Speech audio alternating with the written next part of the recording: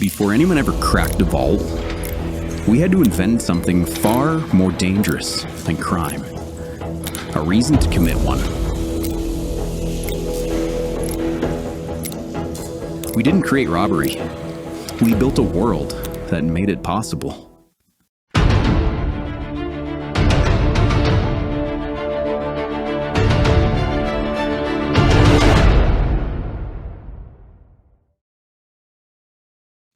Before a robbery can happen, it has to be imagined.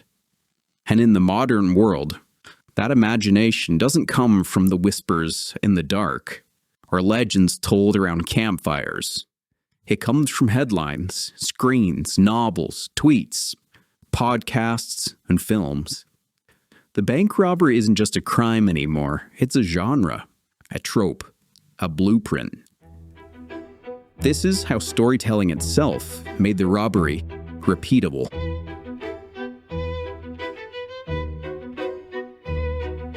The moment news became printable, crime became profitable. In the 1800s, newspapers exploded across Europe and the United States. Fighting for circulation, they needed stories that shocked, entertained, outraged, and captured imagination. Bank robberies were perfect.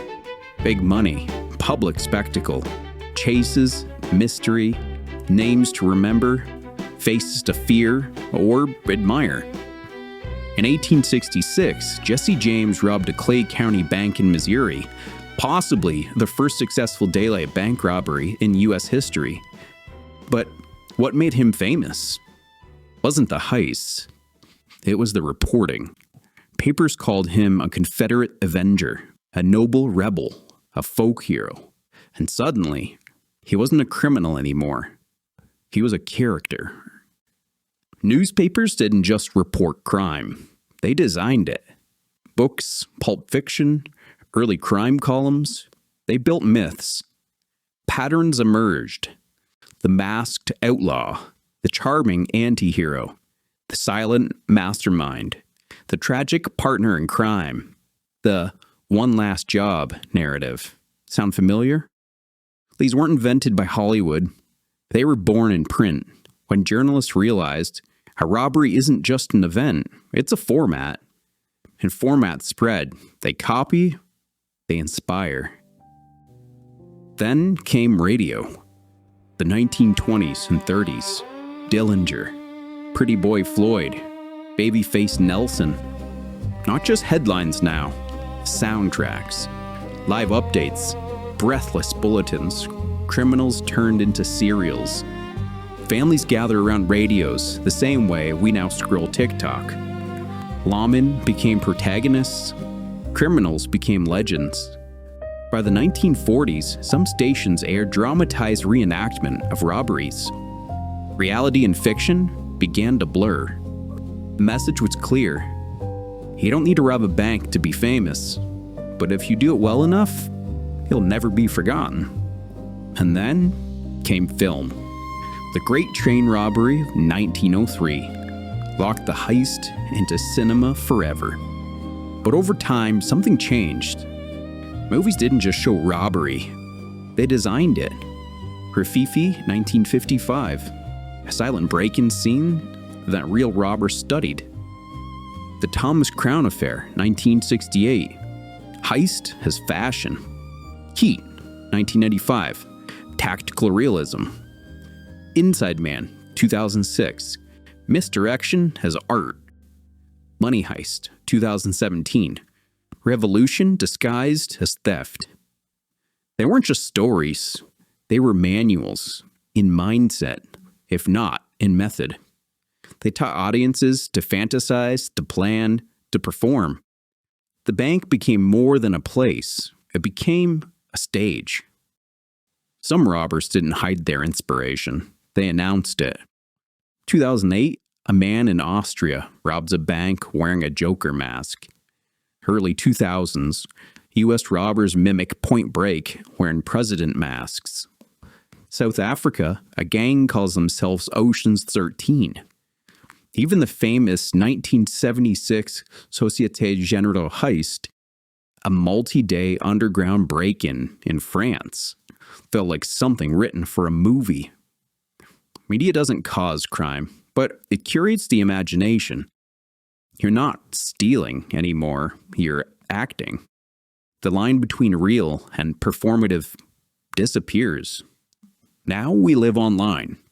Every robbery, every getaway, every courtroom smirk can be shared, hashtagged, streamed, parodied, memeified.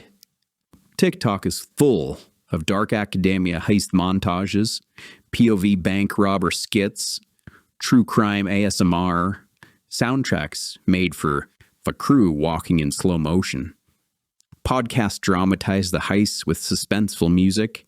YouTube ranks them by scale, precision, style. Your crime is no longer the crime. The story is. And the better your story, the more powerful your heist becomes, even if you fail. This is what I call the blueprint effect. When media repeats a robbery, it doesn't just report it, it teaches it. Bank layouts, response times, guard shifts, legal loopholes, forensic blind spots. Over time, fiction becomes instruction. Real heists become case studies. Fiction becomes proof of concept. The 2005 Banco Central robbery in Brazil, one of the biggest in history.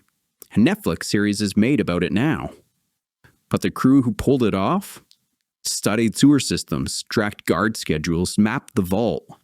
They didn't just imagine the heist, they researched it, like a screenwriter would. And so the loop continues. Real life becomes story. Story becomes inspiration. And inspiration becomes a blueprint. So, what had to exist before bank robbery was ever possible? Well, we needed money. Abstract, portable, powerful. We needed banks to concentrate that power. We needed vaults and locks to protect it. We needed laws to define what it meant to take it. We needed minds willing to imagine the impossible.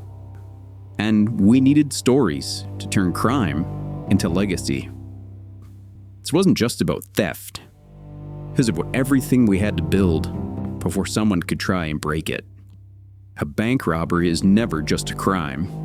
It's a consequence, a mirror, held up to civilization, revealing what we value, what we fear, and what we dare to protect.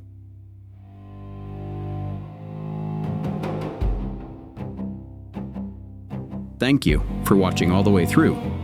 History isn't just what happened, it's the blueprint for what might happen next. If you'd like to keep exploring the hidden forces shaping our world, dive into another of the stories on this channel. But let me know in the comments, what piece of our world today might inspire tomorrow's perfect crime? See you in the next one.